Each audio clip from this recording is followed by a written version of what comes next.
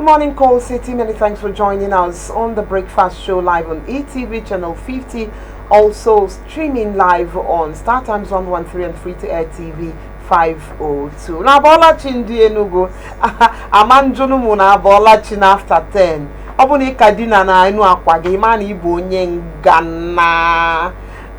Iwelukwa ngana we kpuchi onwe gị ka akwa. Agụ. Owu. Chioma ima nke bụ owu. Situation mmadụ eji họta nko bụ. Owu bịa.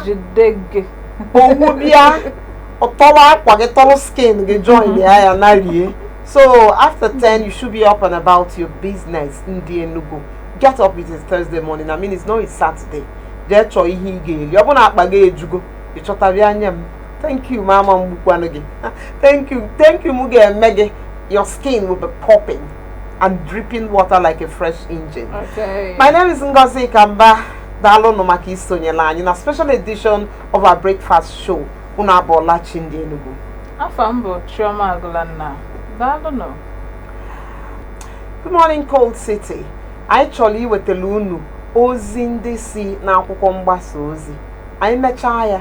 Chioma Agulanna wetelu na akụkọ egwuregwu, our entertainment segment, news, gist, music, hopefully. The leadership headlines today, Thursday, 9th May 2024, the 129th day of the year 2024, and 236 days remaining until the year ends. Also, some of the stories on the leadership headlines: NBT urges entrepreneurship to check unemployment.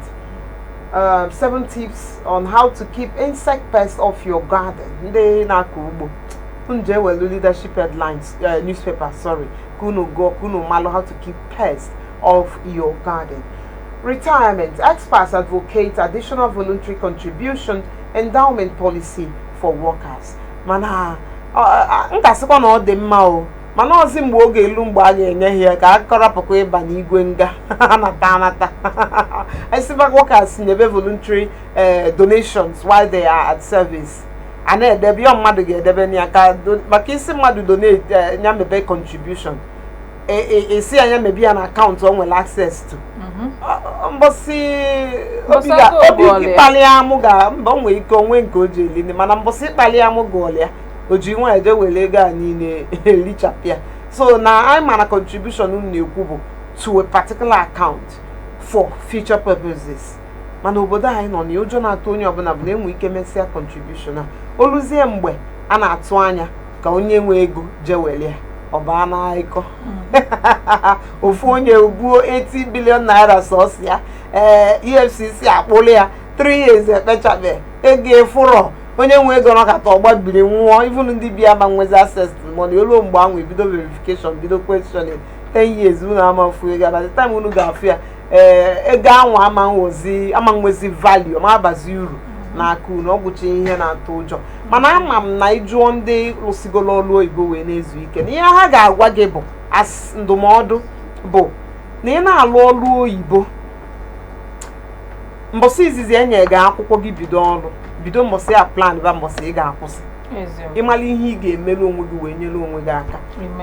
Ọ bụrụ na asị m kwuo ihe m ga-asị bụ jee chọrọ obere ihe ị ga na-eme na-ama m nyekwa nsogbu n'ọrụ gị o iwelu nwayọọ na iwelu time inwe nke a na-akpọ spare welu na-eme ya side hustle na-eme ịlụchagodo ọrụ ịka ga na-emenwu ya ma ọ bụ mgbe ahụ inwego ndị ịzụpụta aga na-emelụzi gị aka a na-eme ya iwe na sustain onwe gị ọ bụla ebe a nka ya onye gị na-esevu na aba kama adọrọkwa na nke contribution ọba a na-afụ akaụntụ olu mbọsị ya onye nwa nwụrụ igbu ọda ibi akọgide ya ego ga-aba n'ọka obi agbalie gị nwụọ jee chọọ ihe ị ga na-eme wee kwado nka gị. Police body confers award on late Kwara Senator GWR. Nigerian Ilerioluwa Babalobi begins tour of 54 African countries. Na ndị mmadụ na-try kwa ọ dị ka onye nke achọkwa i-break Guinness Book of Record. He's only 31 years old. So ọ sị na ọ ga-akpaghalị 34 African nations. Ọkwa ego ka ejide eme ha Chioma bụ. Ya mana ịmaka ụdị ihe a ga-esi wee mebụ ịma ndị mmadụ na-ajọ mpụkarị n'ihe ọbụla na-ewu ewu. O mee the first 5 ọ na-agata before mari ihe na-eme nwezie companies na sponsor so that I ga na-ekwu maka ha na onye dị ona be ihe sponsor the trip to this one because of the kita maybe obido gain be popularity just like Belumi onye nke si London wee bata Nigeria kwa o jese nata ni amoto ni yo no ni appointment eyatago mgbe o jikwa onye nke abụkwa ofu ebe ka o je mana mgbe onye nke a ji je maybe 5 places with egi mgbe o ji jebekwa the 6th one anyị enwe airline ya abịa apụta snow sponsor when ndị ya snow ha nyere ya gwa when ndị ya snow ha nyere ya shoe when ndị ya snow ha nyere ya sunscreen skin ya jika dị mma maka ọ ya ejesi n'ebe anwụ na-eke eyatago so people will jump on it and by the time he's done he will get the much needed recognition o ji wee na-eme okay oh I'm gonna like ekwe ụdị ya about also fame that will come with it. Amalaga amali na-ewu mgbe ọbụla a ga-enye Chioma news bulletin ego afamade na m ejegokwa Congo nke bụ eziokwu ọjị ego mbọsị ọzọ afamabịa na m ejegokwa kedu ụmụ ofufe obodo ndị a nna amarọ dị ka ha nna-ada anụkarị maka ha mana ha nọ n'Africa asị na m ejegokwa ya na-agba n'akwa akọ mgbe niile otu a si eme newspaper review pịa afamade ya eme like emume ọ na ịlaikere na-agụ mana ọ bụrụ dị sọsọ fame a the beauty of visiting other nations and eating understanding meals. their culture, you know, eating their meals, interacting with them. Hey, 54 whole countries. Anyway, from there, nata na bemumbia debia, tinya na luo gallery for it. Yes. Udi ha kale de kwa mama, ọ na onye agwaro m n'oge. Ọ na ọgwa before panyen ga leave na lu leave. African countries ancha kwesịrị ịdị nso owelu mee PA na-ebu akpa bulu akpa ma PAPA ya bulu akpa anyị ejebe 54 countries. That's something. I just hope Ileri Oluwa makes it and succeeds at it. This is too much adventure. You can jano na mmadụ na-esi we win nke na-esi na them the Guinness Book of Record adabia adabia ebunye ma award ofu onye esi m ndị ọzọ niile kwụ na line sibe mana enwekwa nke imekwara na since ada lady Mercedes nya Hilda Bassey we win her life abroad quite the same. Oh yeah, you can say that again, but she initiated it. What I do not like is all this imitation, this copying. I'm not saying that try makofodo gasi here nyanwa na-esiri ọra ka ihe onye a na-esi ya amansi onye ọbụla mabanye. Why not be creative with yes, these do things? yours. Cheta nke ị ga-emenwu bido mebia ọ bụrụ ifụna na mmadụ eme style like bido onye ọbụla akwụọ na line mebe ofu a ka ị chụpụ ya na the Guinness Book of Record ka ị nọchizie mana ime ihe ọzọ nke ahụ ebula afa nke gị. Let's be more creative. Young people, I'm talking to you. Ondo APC chief energy able to save party. Does it look like APC Ondo is in crisis? Agama second non a crisis for a while now, even while Rotimi Akeredolu held sway. He was a strong man, he was a strong politician, but then he became ill. Yes. Oyalo leukemia for a long time. In fact, I'm a mugo. So he was out of touch, out of tune with the happenings in Ondo State. And when it became obvious that, when his men, his loyalists suspected that he's lucky, that his deputy Lucky Ayedatiwa, Weluche, Nani Adina, he take over. In fact, now the cries of impeachment coming from all angles were coming from, were sponsored by him, so to say. Hachoba Kahalopia. Ebido impeach, and they could actually impeach governor, and they could actually impeach deputy. It was on that a lot of war of words were going on until Ebido Kobazian and Naija forged signature Ayedati Akeredolu before President Tinyon were say Abikonya whatever. They realized they couldn't even sign. And so it brings about the question: because when you sign the checks and then sign the accusation of Ezioku, President has said we could transmit power to the next man, or transmit a power. Lose 1 week or gather 1 week. I say or Mozia or Buluzipa no one at Chopuna or Bozia Kagana, or ya Chitopun Kehan, ọchịtọpụba nke ya mana the same year ka ha na-akwado election November ife a na-apụta na-arụ wee tụọ n'elu silin the thing wee gbasaa na palọ magonu ka ọ ga-adị nsogbu wee kalịa ayedatiwa arụ onye bịa ọsị na ọma abụ ya onye ọzọ abịa sị na certificate ya ji mee nke a na onye bugolu deputy for years certificate ya ji mee nke a mee nke ni a na-akụ ebu ya eji bu ya aja nwere nke esiri ọka akụgide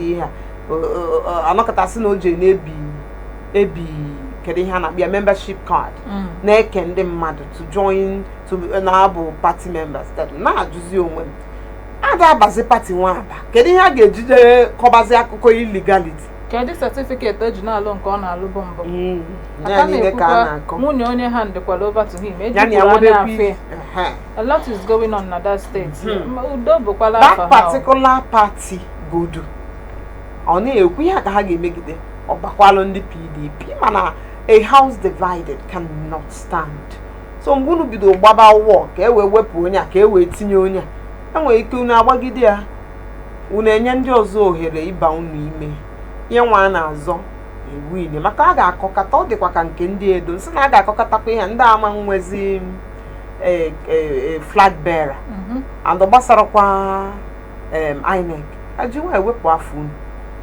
ndị ọzọ aza nkọgide akụkọ akalizia unu arụ na akọjuo ya afọ so ọkwa ya bụkwa nke a and other things nwere ike na-eme because ka o win primaries ndị ọzọ si na ha ekwero na ha ghọtara ụdị primaries a conduct so na mba ha ekwetarọkwa na enwero ihe eme nka okwu dị ọkpụrụkpụ na-ada na APC so o nwere ndị na-ayọ biko ka Tinubu the president tinye n'ụha ọnụ ka party happy collapse na the state.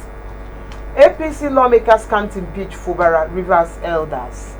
In anya na ọgụ nke dị na Rivers State currently, Efuna men of means are in support of the incumbent Sim Fubara, Odele, the likes of Odele and some other elders of Rivers State are in support of him. Wike, on the other hand, is a superman of politics in Rivers State. His successor is his godson. He has admitted as much. He has been credited to have said that he single-handedly bought the forms of everyone who contested during the 2023 election. So so it's understandable the 27 APC lawmakers, PDP lawmakers who are loyal to him, who they camped from PDP to APC. A lot of persons have argued, not the Kwaka plan Wike Obo to get Rivers State as APC state. Apart from PDP, also kwa JD snake meeting eje. Okwa onye na support candidate ya be here win will continue to act as the national chairman of the party. So iru Wike oburu APC mana arụ ya ni oburu PDP aburu PDP mana arụ ya niile bụ APC. Ihe nna ajụ onye ọbụla fubere m onye salụ m ihe do m anya bụ ona Wike agbakaligo PDP na ụdị na all the anti-party activities they credited to him na ama mwepụ nwe mgbe abụzi na member anyị na oburu iwu bụ na ị ga-abụ member anyị ona ama mwepụ nwe mana o nwego onye sikwa m na ego niile etinye na a na-emele na onye nwa bụ onye na-eji ego ya na-arụ on that party for years onye a na-ekwu ihe ga-eme and o nwere lot of loyalists ọ bụrụ na onye nugo gị ego iji gbata tickets we win no election ifron ịdị indebted to him. Asị na ndị mmadụ ahụ ekwu okwu ebe ha na-eri nri ya tago ebe ahụ ị nọ na-eri nri ma nọ n'ebe ahụ na-ekwu okwu onye mere o ji abụ nke ọbụla ịma na-ama ekwe gị kwuo okwu ịrapụ n'iri mana ama m na ọ dịrị izi mana ịfụ na ọ dị ka ọ ya emechapụdo ịrapụ ya because whether they like it or not ọ sịfa pụọ ha abụọ ebe ọ sị ha banye ha abanye mana ọ dịrị ozi mma because na ekwesịghị inwe a policy na-guide the party that should be able to stop somebody now as the governor of the state from doing the type of things on them. Because not the it's even bullying. Enwere ebe ọdịniwu ịchịcha nye m hand over to me give yakwa bịa soro m chịba. So it's an illegality. Bullying. Mana ọ bụrụ inwe policy bụ isiokwu anyị na no implementation. Ihe a bụ ihe anyị si na anyị na-eme anyị na-emekwana ya. Ọ bụ na onye na-emeri onye daa iwu a gịnị ka anyị na-eme ya? That should be the case here. Okay? Yes. Okay, so ama m na ọtụtụ ndị na-emetalụ si mfụbara ebele mana ọ bụ na o winro this matter this time around. So budikwa the good news actually bụ na somebody came out tops as the new speaker. Jumbo onye Boni, onye represent ndị Boni, and Boni bụ ndị mba mmiri, and Simfubara bụ onye mba mmiri, Wike bụ onye Enuani, with ndị niile chibugolu since 1990, na chibugo River State since 1990, hancha niile bụ ndị Enuani, bụ ndị asụsụ ha na-adịta ka asụsụ anyị.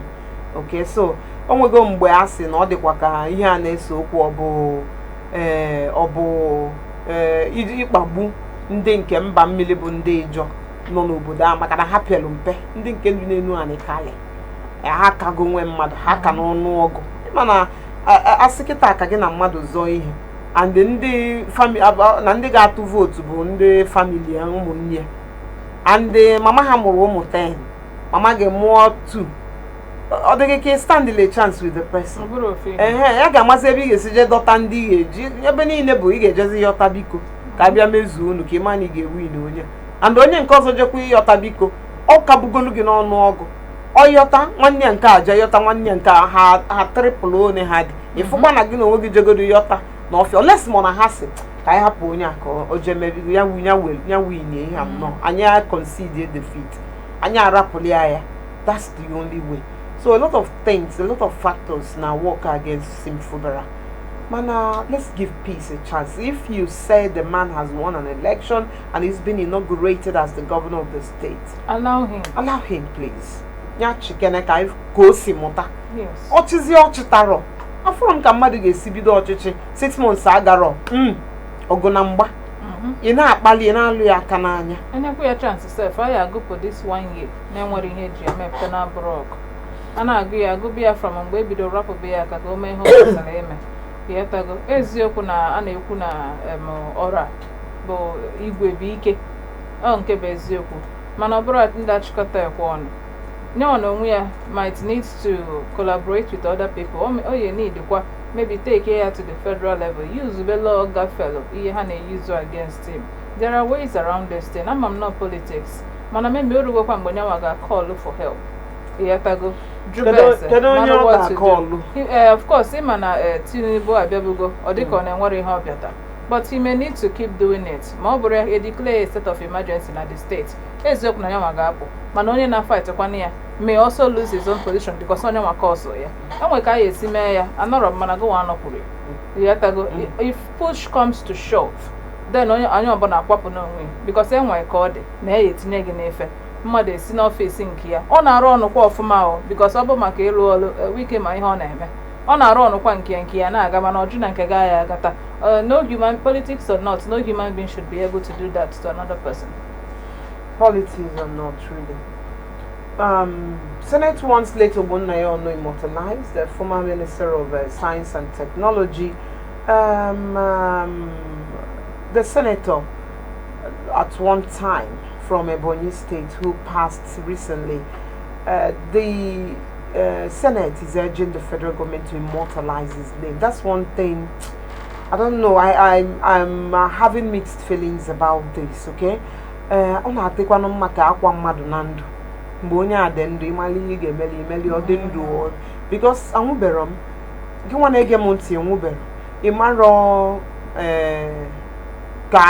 ka onye nwụrụ anwụ ka na-benefit from ihe a na-eme n'ụwa mana ọ dịkwa mma na onye emeli ife afa nyaza afa Senate na-asị ka federal government lụọ something mee something in honor of the late Minister of Science, Innovations and Technology ka ha mekene something to honor him ka afia atọ well ọ dị mma ọ n'ọka ka mma na ọ bụ na onwe nke at least anyị nwere Nnamdi Azikiwe nke nwee nke emekwala ya ọ bụrụ na ọ na-emeke such recommendation so because na mgbe ọ dị ndụ na ọ lụpụtara ihe afụrụ anya ya tago so ọ bụrụ na enwekwa ihe anyị emeli ya mana mgbe anwa ọ dị ndụ emekwa ihe enwere ime mana enwe ife Sanwo-Olu the other day memo ya tago asị ka ị na-eteta ụla ị na-aplan kwa in case enwe ihe ma eziokwu na anyị na-ekwu maka long life and prosperity ịmakwa na Sanwo-Olu ji ejekwa ụgwọ ebe anyị enyi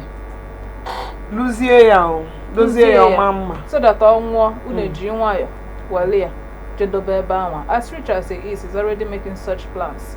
Alright, you live today like it's your last day even though na by God's grace by the grace of God na ya anọ not aka ịghọtago so ka a na-emekwa ndị dị ndụ ọfụma mana onye nwekwa mere ọfụma ka enwekwa ihe eme eji na-echeta ya ọ dị mma Ondo APC okay Chieftain Tinubu said party anyị agabugo through this hardship prioritize crucial matters not renovation of National Assembly building group tells Ndume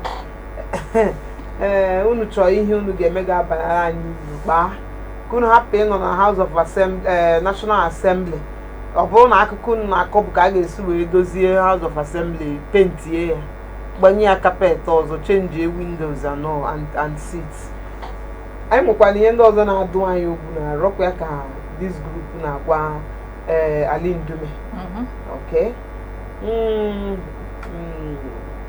Nigeria, Kenya hold strategic meeting on affordable housing.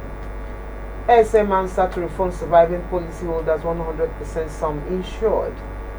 Okay, this is as much as we're taking from the leadership newspaper headlines for today. Moving over to Daily Times headlines. PDP to APC, perish thoughts of forceful takeover of Rivers State and Kubugia. Daniel Oyekan's Block Finance offers a leading crypto and fiat exchange platform. Lagos government announces 40% rebate on payment of duties and permit. Court affirms ICPC's power to investigate, prosecute Delta government officials. Bid for 17 oil blocks not for politicians but investors, minister. I'm a joy block a set of politicians. Because you're minister because business as usual again. I'm a the ministers politicians and the sponsor KG Hende set. Ngwanu behind no lopobri na si anyị Mbah na ọbụrụkwa ya ka a ga-eme this time around. Ngwa ka anyị mechaa mma ka ọ ga-esi ma ụfọdụ na-ejikwa afa mmadụ wepụta the oil block. Kafaji wele afa mmadụ wepụta anwụ ebe ndị mmadụ ndị na-achọ edebe nni ọ dị ọkwa nọ mma o.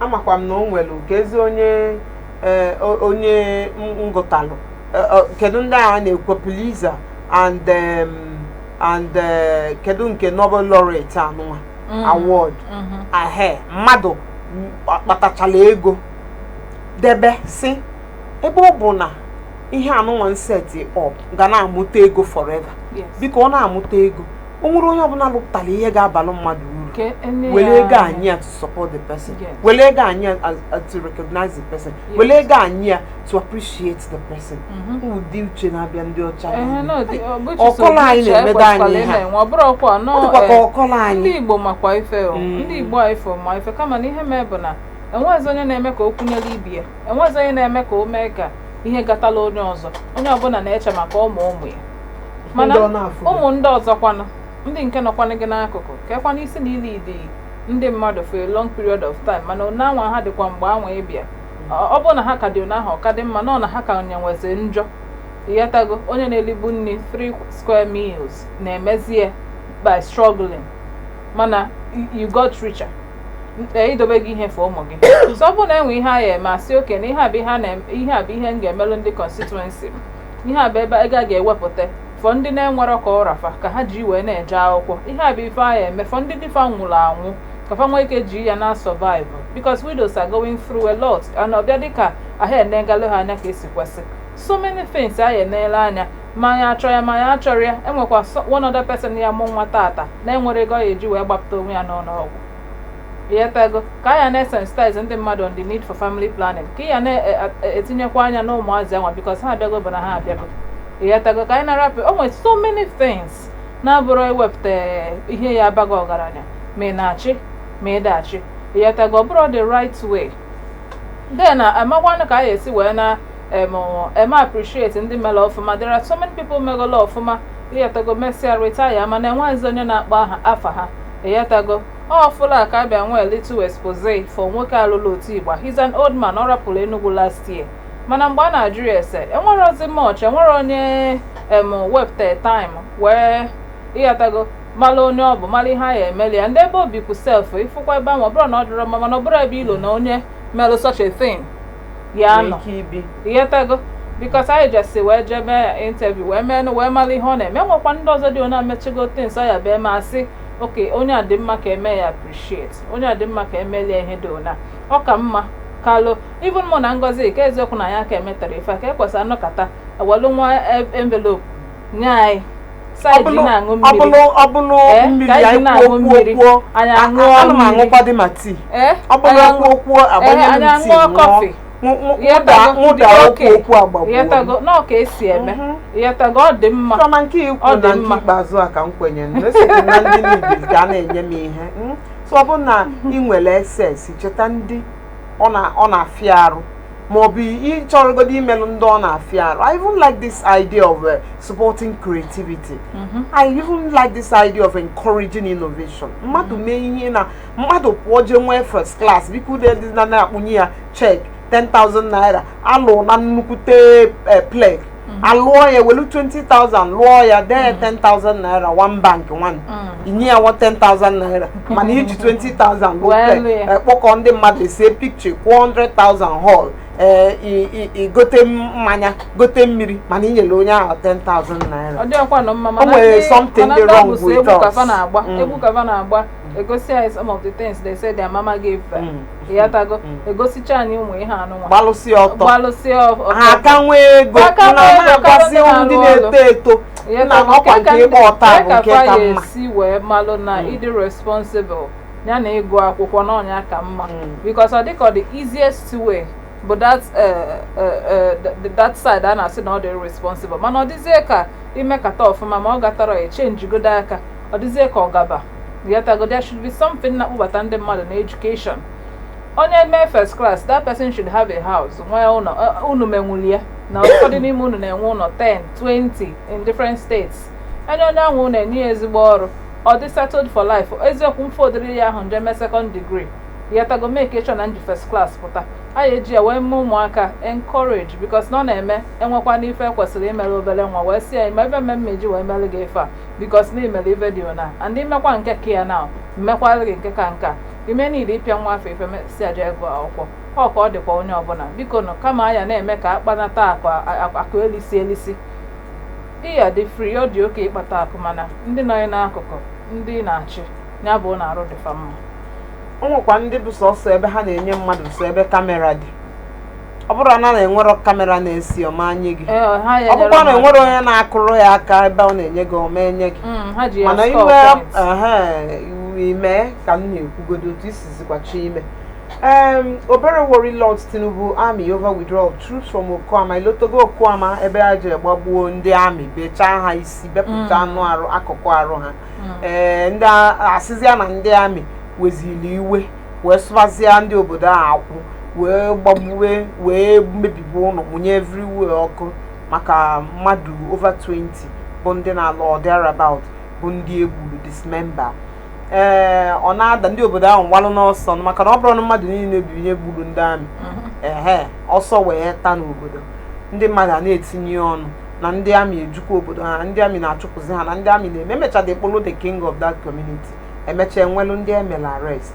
mana this story now bụ na emechalụ president tinye ọnụ president Tinubu wee sị ka ndị amị nyegoduru ndị obodo ọhụrụ ndị egbukwa bụkwa udo ka ha jere ikpe between ndị Okuama na the neighboring community na a na-aza anyị uje ọkwa ka eje keep peace elu ebe ahụ wee bebe n'obodo tinye war na their families their wives abụrụ widows ndị befa na-ebe na-eti na-akpọ o nwekwa ka ọ dị because every time ịma na asị na eduru ozu onye ọzọ dịka ebu kunko mana God forbid mana it taste to your belly man if an mad reason yetago so that place is ekwu na ndị mmadụ gbara ọsọ but they cannot run forever ihe anyị eme bụ anyị ejisi ike chọta ndị rụrụ arụrụ a na-anwụ ọ ife anyị eme us na-ejidego mmadụ 7 out of them we've not heard anything emego ha enwebe ihe anyị know I just hope na ihe anyị abụrụ one of the cases ọ ya bụ o shake the nation the sweep way under the rug yetago I need the ife melụ ndị anwa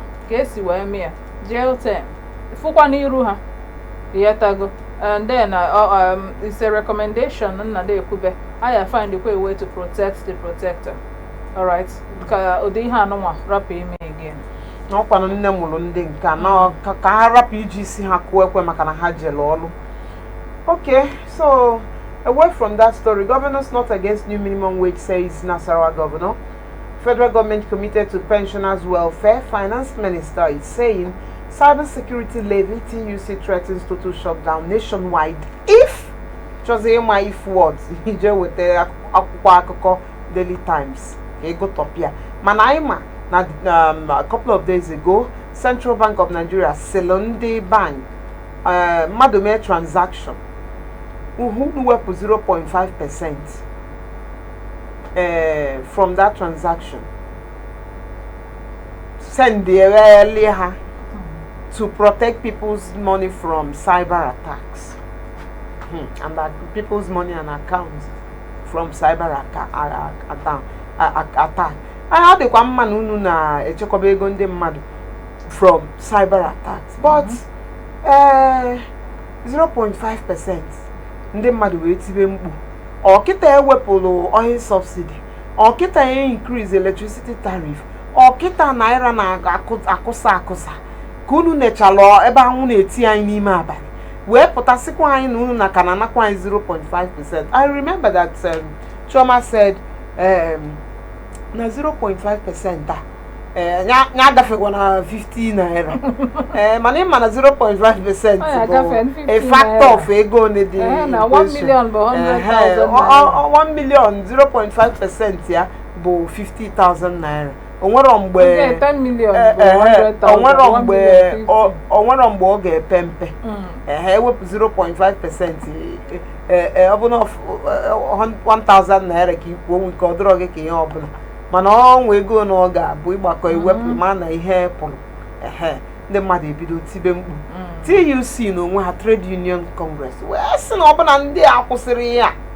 eji nwayọọ tinye obodo ebe niile anyụọ ka ọkụ daa ebube ndị ọrụ ama nje ndị moto ama mgba ndị ụlọ akụ ama mme ndị afịa ama nzu total shutdown of the nation ka anyị jede ezuo ike ma ọ bụ na anyị amarozi ihe anyị na-eme argument m wee bụrụ unu wee sign on cyber security which is ife unu promise initially before anyị abịa tinyebe ego anyị na akaụntụ unu wee na-aya ebiko ma mgbe unu na-akpọ akwụkwọ wee na-abịa offices ayọ ka anyị nwee ike mepe akaụntụ anyị ji wee dị protected na charges unu eriro nne anyị wee kweta wee jebe na bije unu wee sị na anyị dị secured cyber security they already there according to ihe unu gwara anyị which is the reason anyị ji wee nye unu ego anyị mana unu chọzi kịta anụnwa ọ bụ unu ya protect anyị ka ọ bụkwala anyị nwa kwụziri ụgwọ unu ya eji wee protect ya ọnya bụ 0.5% anyị na ha ekwu maka ya amara m ka m mesikwu ya mana a policeman a na-akwụ ụgwọ already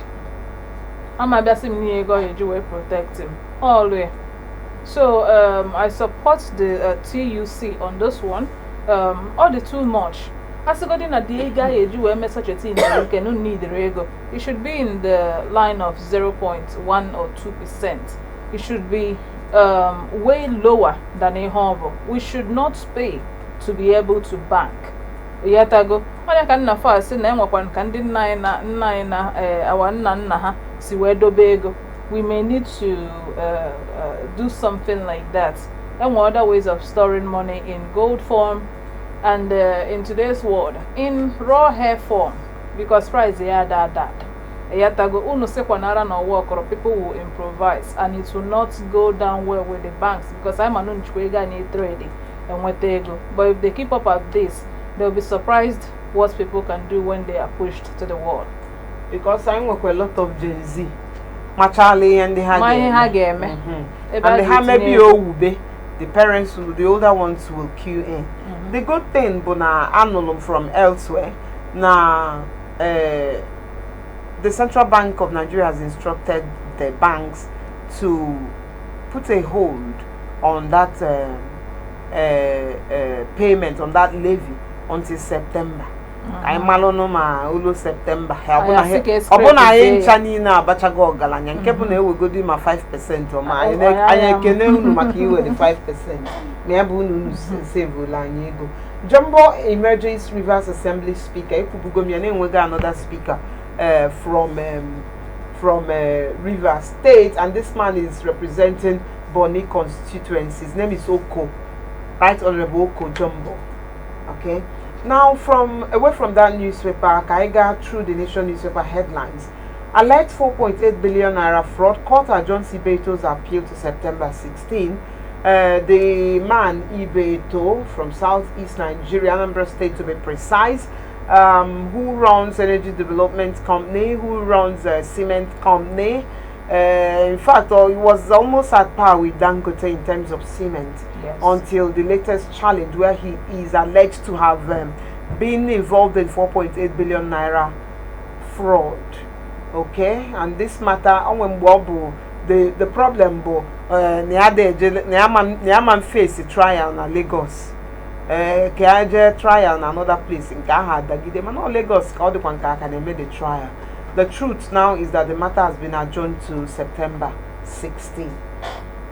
Alright, so we'll see how that goes. When I came away from other duty because we the same freedom now run of the market the way he was doing it. The reason why I'm recommending it is that he's an employer of labor. A lot of people were laid off because Naifa Drozi ordered for him. He's a big name in the southeast. We would like that to remain so. When you save any now, while people were begging for money to eat, looking for where to live, living under the bridges, somebody took as much as 4.8 billion naira. Then let justice take its full course. Okay. Kaina Gakwaniru, fake American, 2 others convicted in Kaduna. I don't know how possible that is to fake these things. Okay, but in Kaduna, there's a possibility that they came back with something that looks like they are actually from there. And then man and like anything as in all the foreign. I don't know why, but I said about the foreign now. The man in Ingwego class. I said there's a possibility that what they did was they came back, they had similar documentations to someone who's from there for real. And then doing businesses like Americans here in Nigeria. And I can imagine people, swimming around them and trying to get to know them because in the Banjirani are from foreign. And I'm glad they've been caught. In Magama, a lot of other people in fake is such a thing. I'm glad they've been caught. On what they were using that identity to do, it can never be good news at the end of the day. So on what they did, but I'm glad they've been caught. Okay, well, the problem really should be, how did they penetrate us? How did they penetrate our borders with fake documents, if that be the case? Kahaneba were prepared those documents, like make-believe documents. The truth is that people are gullible and they could be vulnerable enough to get into transactions. If they are fake, then everything about them is fake. They can actually dupe people at this point in time. So, well, on a Kaduna Kono. Ogun Varsity graduates lament slow transcript processing. I think it's time to overhaul the processing of transcripts in the nation's tertiary institutions. Many graduates are already stranded and frustrated over the delays associated with this. I've been there, so I know what I'm talking about. You may want to undergo a postgraduate academic session elsewhere from your undergraduate school. Yeah. You will smell the road to get your transcription because your transcript, because actually it is not like it is something that you should get as soon as you're leaving the school. Yeah. It is something that is addressed to another institution. So if Chioma and you are meeting bottlenecks, hiccups, frustration because Nanachi send another institution the document that will enable you. And most times they will want to collect money that you can't find anywhere because Nahama need the desperate. Now it will appear once money is made available. Why can't we just do it the right way? Make it available for whoever that needs it. Make the necessary clearance. But you see someone asking for kickback or but a person who's gone to school and has served and now has a reason to further his or her education comes to school to say, I need my transcripts. It should be that easy. During my time, my school used to collect 10,000 naira to be able to process it. But then if you're able to meet the person who's in charge and you lobby, you give them some money, they'll make it faster. All right. I know that, of course, it's been years. Whatever it was that we paid to, facilitate that process must have been doubled or even tripled at this point. But it shouldn't be so. I feel like transcripts should be sent to the schools where they are needed for free. This person has gone to school. This person has graduated. You should be proud because this person is one of the people that made the school proud, and they even want to further. So you should encourage them first off.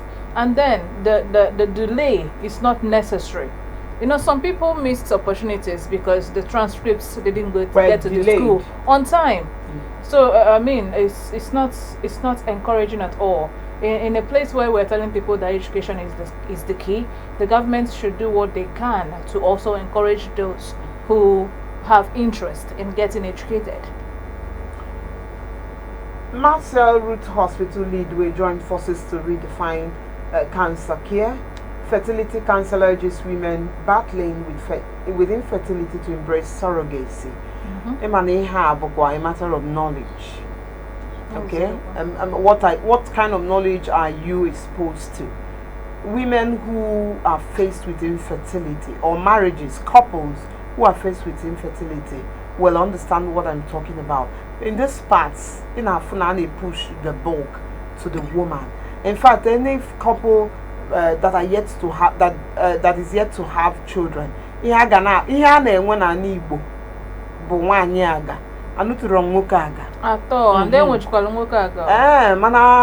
abu na enyocha enwe ike afuna nwoke ka o si n'aka, but we are not having this conversation. But having said that, it's a common knowledge that these women are desperate. Okay, so trial and error. There's need for serious enlightenment on this, so that kahama na options other than that option. Mama Nukuhama 50 years ago, one in village na Nebia. There are ways and means as well. I know that these things are cost effective, but like this advocate coming from this woman, surrogacy, where someone else can carry your child, okay? Buliana for more loga. It could be your seed, it could be your husband's semen. Amo your bulunku ana bia pamana ma na oge efugego mana okaroge mma kalia na igbala ogwu nka enwupi ikpiri n'imi ya enwo ya igbalu nke ni ngugide o afọ ga ekobe odigi ka idigi ime anwa obulu na liver gi bi ihe bido spleen bido gain be weight ya ba ihe ọzọ maka na ingugo ihe na aghọtara regulation and even composition ya okay mana iju ụlọ ọgwụ nwe ndidi welu nwayọ nwere odi enwero enwela artificial insemination enwelu IVF hanyoga aromalu the one you need according to your years and a number of years on earth and according to your peculiar issue maka na ihe mele onye nke a no that ime abrok ya ga-eme onye ni na o ma ti oburu ofufe anybody mana ịma enwe ihe enwe ebe ndị a all this herbalist ije nke onyelu onye isi ọwụwa mere na ọda dị ime ka ọ ga-enye onye afọ ọlụlụ nye ọnụ ma ịma na ọgbogbo olise one kills all mana enwe ife ihe before ịkọba na akụkọ surrogacy ihe try jisi ike check ya arụ gị ọfụma check your body maka your fallopian tube na arụ ọrụ ịmago this HSG test ma everything ihe mekwa ndị surrogacy oji dịka na ada afụkebe ndị na-eme ya mana ịchọ ihe achọtakwa ihe afụnata ezigbo mmadụ ya eme ya for humanity ọ dịrọkwa izi ịdị ime mmụọ nwa ịmago milk ejugo arụ mesie ihe niile ị na-enwe the symptoms na-enwe the after effect of having carried pregnancy for 9 months mana ikuro nwa ịghọtago in fact enwe movie mme recommend so that before ije mee ya ka ị nwee ike dị more careful. There's a movie called Surrogacy. Alright, what happened na the movie na the woman amụmụrụ nwa mana akpọta a young person ka o nwee ike nyelụ ha aka. Everything was going well. They live in a big house. Akpọta the girl, but the challenge now bụ na the girl abịago bịa nwee bond with the baby and refused to release the baby. And then apart from that, Sebastian did the woman no beer. It's you know, it would advise you. I'm sure that they had incidences happen before they came up with such a movie. So if you can go and look up the movie if you have any questions, if you want to be more careful and see what can actually come up and he get to avoid it. I seriously do recommend the movie Surrogacy. Okay, I love humanity, but if I must carry pregnancy, it has to be mine. Alright, but there are people who are more open-minded than I am who can do it for humanity. You know, I'm just not that person. So whenever I see someone who can do it, I mean, it's something to, you know, congratulate someone for drop easy. But then, may I with my form emotions with your baby, you would be dealing with a lot, and of course you have to pay for some of the damages that she may have to deal with. But it's something women should explore if you really need a baby. Okay, another story on the Nation newspaper headlines. Ondo election. Group backs PDP's Olujimi deputy candidature bid on those states again. I did not accuse Ainde of sponsoring agitation for Yoruba Nation. I didn't care about I have to go to the Nation newspaper headlines and look at the headlines on the Daily Trust headlines for today. Gunmen attack Catholic school in Benue. Kendable gunmen are bandits or non-gunmen or herders. Okay? I hope no whatever happens. And that happened yesterday at the towards the end of school that day. And so the Catholic Diocese of Makurdi has ordered the shutdown of the school because of the incident. Native doctor, 2 others arrested over killing of students in Edo. Bongwon just worries over killings as famine season begins. Former Works Minister refutes media interview claims. Edo's Okomu oil plantation to shut down over attacks. What kind of attacks, really? What kind of incessant attacks on the facilities and the personnel? What they call the Nebedi Lonely. Okay, so I hope you are up and about this. It's not about shutting it down. Okay? Police have sent as court hears Kanu's 50 million naira garnishee proceedings. Vigilantes killed 2 brothers in Rivers. Kanu government allocates 5 billion naira for pension gratuity. NACHPN 2024 experts advocate unified policy for telemedicine. Alleged $30 billion loot. First News apologizes to Bajabi Amila as editor resigns. Okay, now lonely in helmet now be a Chioma. Amaram Candidates were published yesterday story since January. Now Bajabi Amila will go to now Bambo. Econ $30 billion. So $30 billion I converted to naira. Makom Fugana must go or Gambia. So ekusia ihe a the guy mecha we chopụta na aka Bajabi Amila adịrị ya ma na ọ bụrụ eziokwu ya na ndị a wee chịpụbịa. So this newspaper the Anabo First News, maybe online blogging site. Okay, it's actually an online newspaper. Where saying I had the story, apologize here. My name and no we're going to bully here. Of course. And higher name many for clickbait. Can we click or monetize? I can name encourage can the mother name when her name online or have the mother a click in our watch name what they go. A Brazil will have a and this should serve as a lesson to the name of the rehab because none the name here in Imakona Junior Popo Monaka when the answer no if you try you go see Maka movie or for or a web there.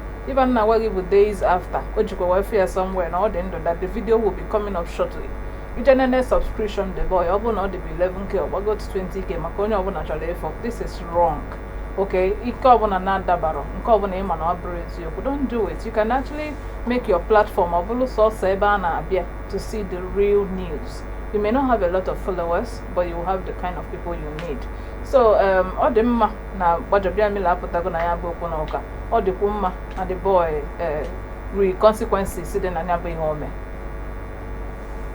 Okay, I can open akụkọ Daily Trust newspaper.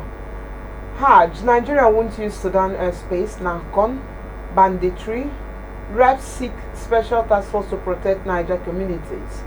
Governors not opposed to new minimum wage, Sule is saying Sule is Natural State Governor. Our children's kidneys removed without our consent parents. It is that same Alliance Hospital in FCT where even a 16-year-old's kidney was harvested. And at the court, he admitted to have been paid 880,000 naira as against the 1 million naira he was promised, and 100,000 naira to his friend that introduced him to them. Not Cholego, his friend said, "No, my boy, ban kidney or Jay or senior again, Cholego. What possibly can you do with 880,000 naira? If you get a decent apartment and pay for it, you can't even, what kind of business can you start with 800? I mean, if you wanted to donate to help, well, am I supposed to say you shouldn't donate? Because people donate blood. But now this one does not have a mind of his own, should not take certain decisions himself. His parents can't do anything. They are aware of this. He could have died. Yes. For I care. Now, why have a kidney? Well, ịmakwana akụkọ a nwekwara ebe ndị a na-agbawara afọ ana ọ bụrụ onye anwa ji ọkpị ya bịa ọ bụrụ na afọ ji na-arị ya enenegide ya si ya mba na kidney gị na aga enidiri ime gị operation ka ewepụ ihe na-awa eme gị n'afọ ha mechaa ya test fụ na kidney ya dị mma ha ji nwayọ gbawa ya afọ wepụ kidney ya mechikwa ya afọ kwa ya ma bụ na emeli ya surgery and enwere reason na anwe ihe na-eme ya n'afọ. Nwanne m ọ dịzikwa ka ebe anyị jedebezi n'obodo a kịta abụ o nwere ihe eji gbawa gị afọ agbawacha gị afọ ịma na ịnọtụ ije n'ụlọ ọgwụ ọzọ chekikwali ma kidney gị ozukwa because onye ọbụla kidney ya na-ezuru nwere ihe ndị ọ na-asọ maka na ofu nke afọ ịma jikwa ọrụ ugbu ya ụmụ ihe niile ị na-eri normally kịta Iman lipi, iman fukwa sharks. Ekbo. Yeah, takwa shawarma. Okwana amanta shawarma. Yeah, shawarma. All the heavy. Okay. It should be a meal for. But on the side, I need snacks. Man, only because no rike. Yeah, go. Yeah, go kwa manya. Yeah, need vegetables. Okay, no about spam fagi. Okay, sugar. Yeah, obone na any when they donate kidney to their loved ones, ana waha. No two you was a low food. Ihe akwa ihe iga na eme. Man, almost 16 years of was in every doctor that's a buy here. Me apụrụ nọ ya ihe butelia no nkoche so na na-enwe di kidney na-abụ ejim kidney na-abụ eme gịnị biko abụrụ ebe young people na-ekwu ya kidney na-abụ mana mgbe ị ga-emechi afọ ihe nya na ya so ịmalụ ijiri anyalụ mmadụ aka ịma na ịchụrụ aja ibulu bịa ọ bụrụkwanụ na ị nwere nsogbu ewepụ gị ofu ma ọ na ị nwere ebuwa mmadụ nye gị ofu ịmalụ nọ ihe nya n'ụwa so ịmalụ ka isi ebu onwe gị karịa nọ transaction ka iji nke gị wee jeme ọ dịkwa ka ndị ji arụ ha gwọ ọgwụ ego so i were ofu part of your body were chụọ aja nke ka m njọ bụ nwansi ego a na-enweta obelive nwa mụ self because of this thing nketa dịta na abụ m onye video e decide go m na mma sifa na nọ arụ m bụkwalụ nje ịmụ nwa nọ arụ m bolo ego m ka m ji nọrọ ebe na apart from na mmadụ ya na ebe a na ya video ihe niile na-eme shemis kwa na 1 minute eyetago onye ma na anya gị dị na too much o jiri nwayọ wee mali ihe ọ na because na ndị na-eme ihe anụnwa some doctors ọ bụrụ na ha dị enwe ego mana ụmụ dịka ego ha na-enwezi in excess ị na-asị ma ọ ka bụkwa isave lives ka ọ ka na-esave ọ maka na ọ na-adọlụ liver ndị mmadụ we need to be cautious ekwukwa m ya for the 100th time I wee nwee nwa wee nwee nwanne ekpere mbụ ya bụrụ ihe ọma dujere ụlọ ọgwụ like ịmụ nwa ihe a na ebe anwa because ha na-enwe the opportunity ife ihe niile dị n'afọ onye anwa ịghọtago ihe ọ na-eme ụmụ nwaanyị mụọ nwa afọ otekopụta onwe ndị na-asị ka nna amụ nwa nwa ka ị na-ekupụta nwa nwa jiri that opportunity depom the fat a na-akwụ ụgwọ ya iche so ha na-enwe opportunity ifu ihe niile dị na ya so ihe make sure na ebepụrụ ihe na-ekwesịrị ibepụ and ebe ọ na ha kpukwa ihe n'anya ha fụnwụrụ na ha chefuru razor na scissors apart from check ma na-ewe kidney nwa gị nwaanyị ma nwanne gị nwaanyị ma nwunye gị ọkwa opportunity ijikwa anya gị wee malụzie ma echefuru scissors ka unu rapụ ịbịachite ije anụnwa the second time ịghọtago biko anyị ga-ama ihe anyị ga-eme because this is a matter of life and death because eweli abụọ na ịmarọ iwe jeso ndị ibe gị na-aṅụ biya soro ndị ibe gị na-alacha nnu because enwe ụfọdụ nne anyị na-eri nwejuru nnu God forbid ọ bụrụ na m nwere ihe anụnwa enwe snack nna like mama na-eri because o nwere nnu anyị ya dị careful achọkwana m ka ndị mmadụ ya bụ na enwere ọnwụ jiri mana ya bụ na nnọọ na ịtatala ụlọ bụ na mmadụ wepụrụ gị ife n'ala ọ bụzie nye nwa bụ ife mere ji nwa carelessness ọkacha egbu alịlị ndị rapụ nwụọ obi ga na-agbawa ha agbawa what kind of carelessness bụ nka okay so anyị na-asị ka onye ọbụla gbado anya Chioma nke nna amarọkwa ka a ga-esi mebụ nke ijeje n'odebe my loved one ebe a na-agbanye afọ not everybody can stand the sight of blood okay nwee ike efu ya fenti eli before onye nọ na hospital onye nọ na theater bed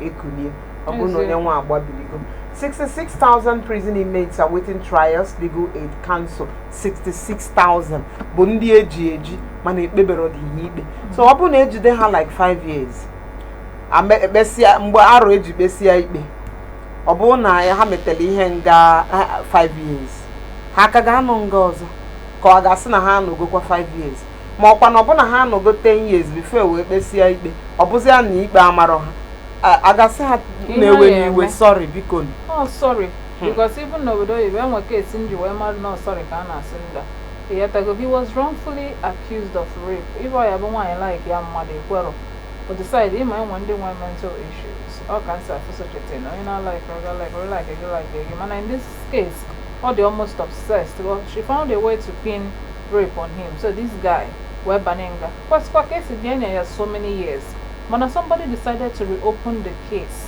because enwe life mmadụ ya na-ebi ya na okay enwe ike ọ bụrụ na o mere ihe but let us look at it again and then it was found out na that boy emere mgbe release ya nwere ihe enyere ife a nọ na-asị ya bụ sorry ọ na-ebe akwa ndị kọta na-ebe akwa the lawyer execute the case tinyere ya na mkpọ a na-ebe onye ọbụla na-ebe ma na-ebe anwe efichesi anya what about the fact that he has already spent at least 15 years out of the either 60-70 years and there is almost life imprisonment.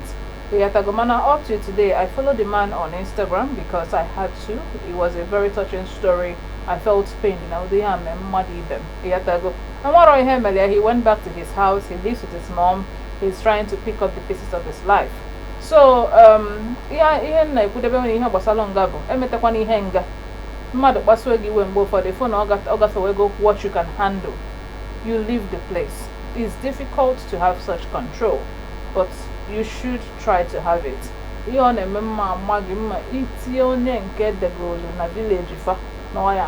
day. Or the 600 and 600 for 601. So be careful so you don't be part of them. And then justice dispensation. I'm an Enugu state government and something about it at this point. It should be fast. It should be fast. Unless more cases they complicated. That's not it take you some time. More something to do with e-test. God forbid, I can't help it because I can't imagine it. Something that has to do with rape. I test them accused. Because they tell the lady not to have a bath because they need to take something from her body to go test it. That might be complicated. It might take time. But apart from that, case it was last 2 weeks, couple 2 weeks, and 1 month, couple 1 month, 5 years. It's a long time. Madin on our waiting trial. Oh my God.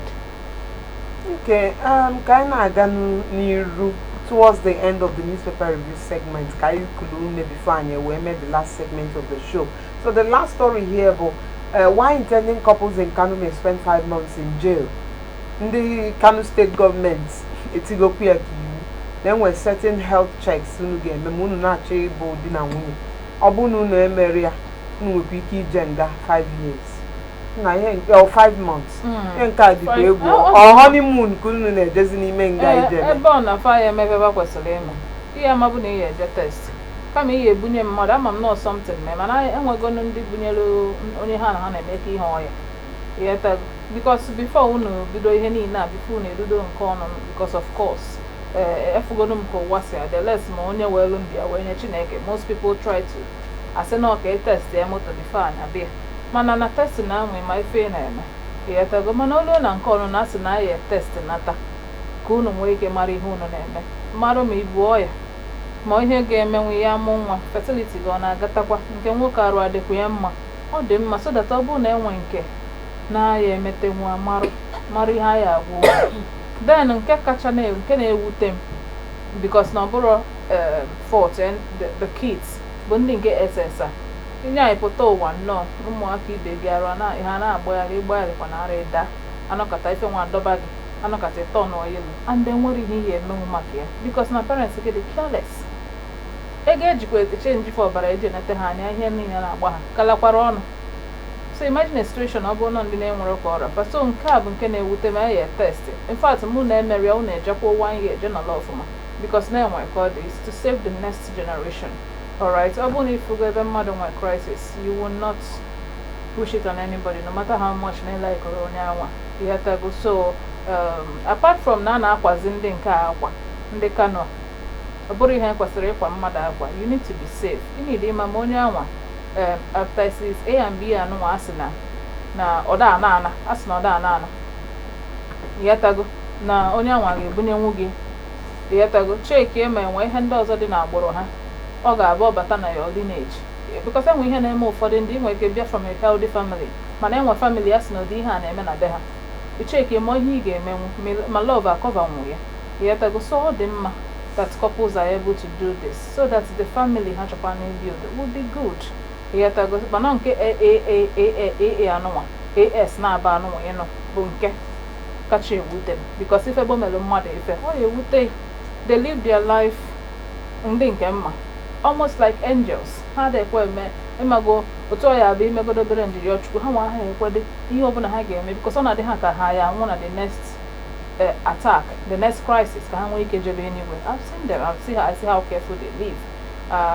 We should be careful but not the fact that you just can't play because you will get sick. So I'm dwelling on this because I don't want this generation to make the same mistakes that some of our parents made. It's not okay at all.